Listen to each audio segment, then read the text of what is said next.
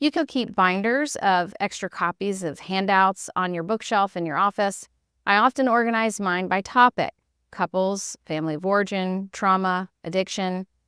For each binder, there are sections for more specific topics like anger or communication, forgiveness, for example. I keep a master copy and one-page protector and then have extra copies available to give away. Of course, you might prefer keeping digital files over hard copies.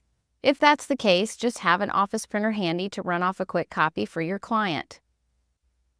The key for either scenario is keeping your material organized and easy to access for those moments during a session where your client says something that makes you want to shift to a different approach. Here's a pro tip. I always have my laptop up in session to take notes as well as access content on the fly. You can create a Google Drive folder for top tools and interventions and make it a favorites folder.